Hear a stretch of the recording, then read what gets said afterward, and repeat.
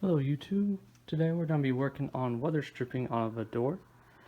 As you can see when I turn up the lights, you see that there's going to be a bunch of light coming through this door, all the way around it. So today we're actually going to replace the old weather stripping and have new weather stripping. Hello YouTube, today we're going to be working on weather stripping of a door. As you can see when I turn up the lights, you see that there's going to be a bunch of light coming through this door, all the way around it. So today we're actually going to replace the old weather stripping and have new weather stripping. Okay, so this is the old insulation. We're trying to take it off. I'm just having a little box cutter and kind of sliding it underneath so I can release all that stuck on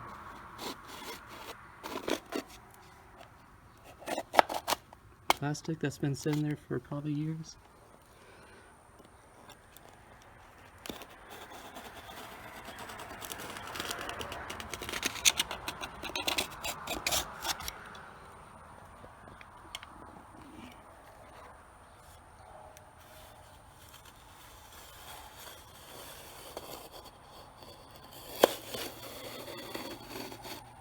Sorry, I'm bad at camera and doing it, so I need my cameraman. Alright, and then all we should be able to do is kind of just wiggle it out of that little slot. Oh, come on.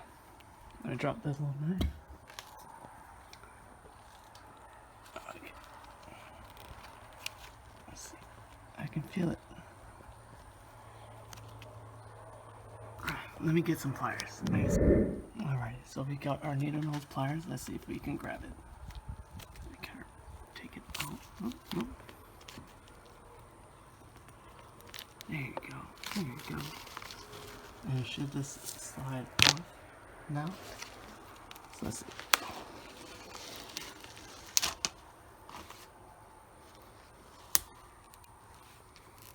Make sure that it doesn't break. Oh, it broke in the middle, so let's see. Okay, there you go. Alrighty, so there's one of them. Let's just throw that outside. And now we just do the rest of the three. And then next step would be to clean up the edges. And then we'll add up our new stuff. Alrighty, so now we removed all of the stripping from the sides and the top. So now we're gonna clean the edges, get all the dirt off, make it nice and pretty. And then we'll measure and cut, and then we install the new ones. Alrighty, so we got wiped down. We scraped off all the stuck on insulation that was left over with our box cutter. So now we will measure our new insulation to make sure that it fits exactly correct, and then we'll install it.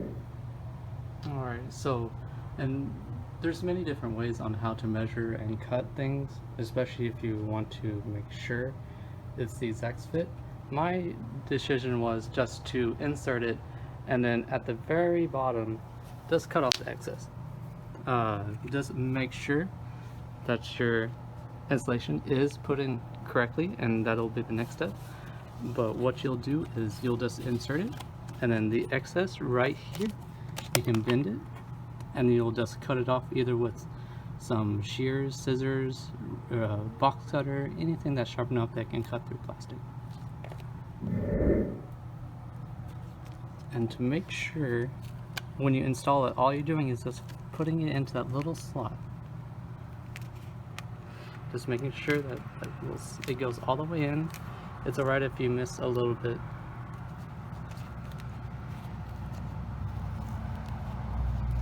But you want to make sure that it goes in, and then the very bottom will just pinch it right there.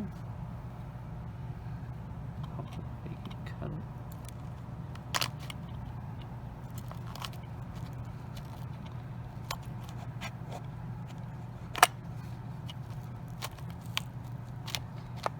Here, let me get this off so I can do these two hands, and then I'll show you. Okay, there you go.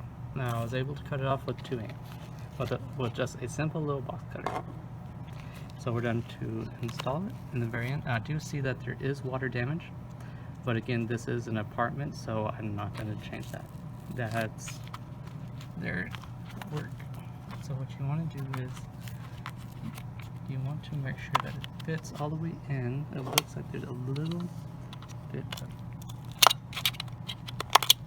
stuff right here.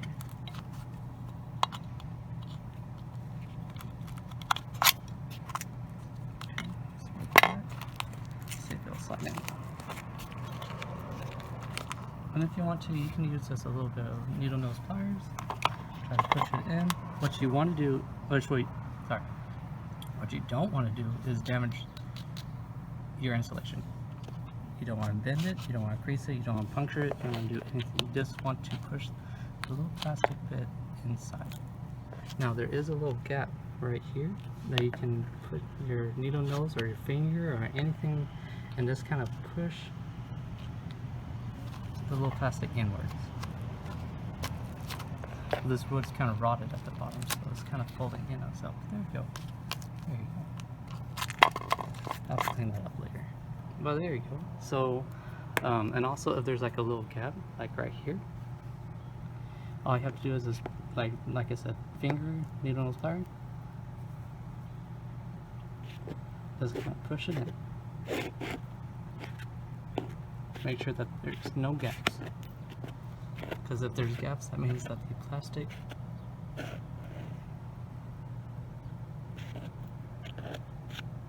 is not all the way in. Right here.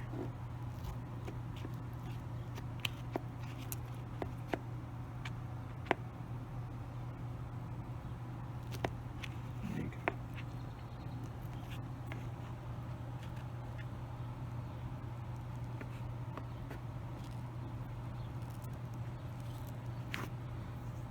Okay, alrighty.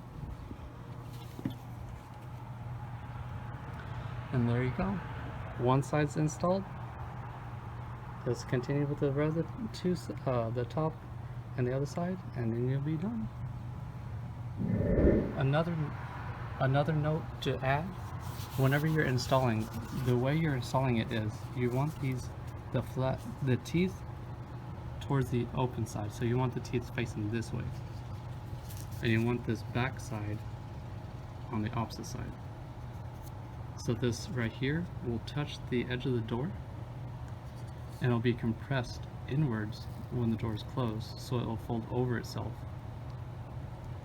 So just keep that in mind when you're installing, to make sure that this teeth, and in this version there might be some other version of this installation that's opposite, but for this one that I got at Lowe's, the rubber teeth goes on the outside and the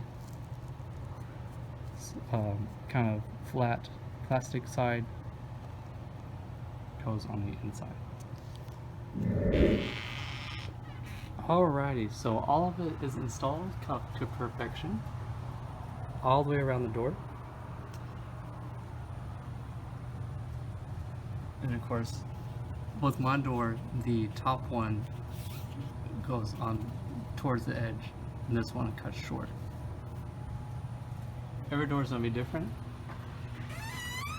but let's see the results.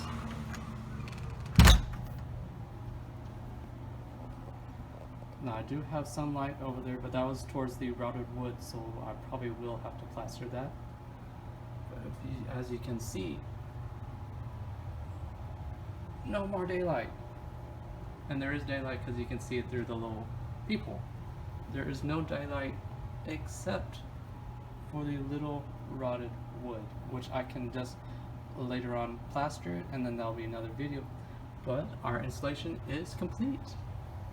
Very simple, very cheap, easy to do, can be done within an hour or so. Last note, make sure that you keep your work area clean. Always keep your place clean and tidy, and that you'll feel good about completing your project. Nice little ending to the day. A nice day outside today. Very nice, very nice. Alrighty, so this is our quick recap of our project, replacing front door insulation. First off, our tools required is going to be our insulation. It's either going to be the sticky tape insulation, the screw set insulation, or the one that we used in our video, which is the wedge. We're also going to need either or scissors and or box cutter.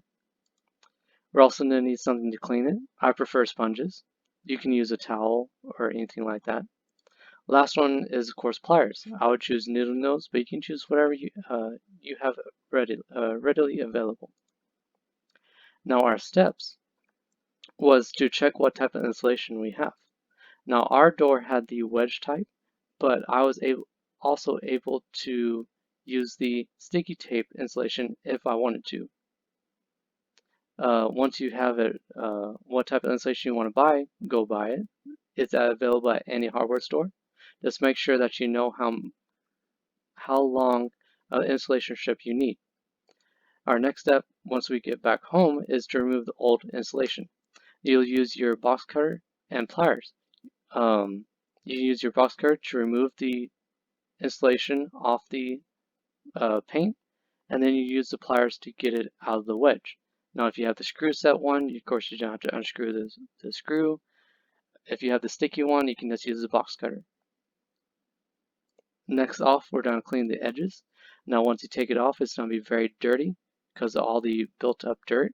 You're going to use your sponge or your towel or your cloth to clean up all the dirt and all the debris.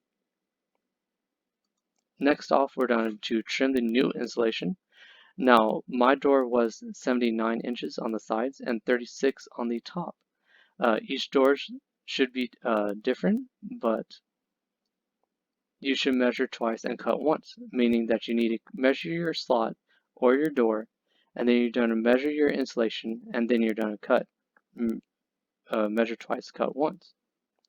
Once you have it trimmed, you're able to install it. Make sure you install it properly based on which insulation you have. Next step is, of course, to check your work. I closed my door to make sure that there was no light coming out of it. Now I did have it on the very bottom with the routed wood, and that's another project I have to do later on. But everything else was a-okay. Then it was to clean your work area. I cleaned my areas, swept everything, kind of wiped everything off, but I did that before with the sponges. And then I was able to enjoy my hard work. It's very rewarding whenever you work on your house and your projects. It's very affirming whenever you do it yourself. So it's nice to just sit back and enjoy what you're doing.